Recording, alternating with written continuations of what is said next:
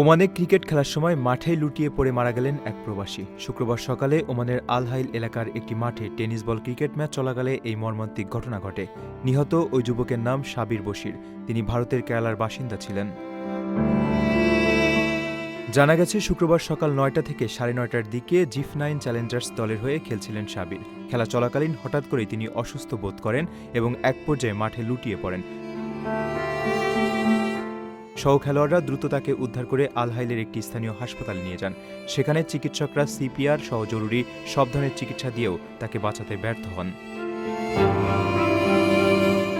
Cricket প্রেমীদের কাছে সাবির বেশ পরিচিত মুখ ছিলেন। তিনি জিফ-9 চ্যালেঞ্জার্স দলের অধিনায়কের দায়িত্ব পালন করছিলেন। কেরালা রাজ্যের আলাপুজা জেলার এই সন্তান গত ১৪ বছর ধরে ওমানে বসবাস করছিলেন। সেখানে তিনি ইলেকট্রোম্যান এলএলসি নামের একটি প্রতিষ্ঠানে কর্মরত ছিলেন। তার এমন আকস্মিক মৃত্যুতে স্থানীয় ক্রিকেট অঙ্গনে শোকের ছায়া নেমে এসেছে। পারিবারিক জীবনে সাবির বিবাহিত এবং এক সন্তানের জনক। তার স্ত্রী ওমানের একটি বেসরকারি হাসপাতালে কর্মরত। স্ত্রী ও সন্তানকে নিয়ে তিনি মাসকাটেই বসবাস করতেন। প্রিয়জনকে হারিয়ে পুরো পরিবার এখন দিশেহারা। ওমানের সেরা রেট দিচ্ছে বাংলাদেশি প্রতিষ্ঠান গালফ এক্সচেঞ্জ। প্রিয়জনকে টাকা পাঠাতে আজই আসুন আমাদের যে কোনো ব্রাঞ্চে অথবা কল করুন স্ক্রিনে দেয়া নাম্বারে। গালফ এক্সচেঞ্জ, বাংলাদেশিদের প্রিয় এক্সচেঞ্জ।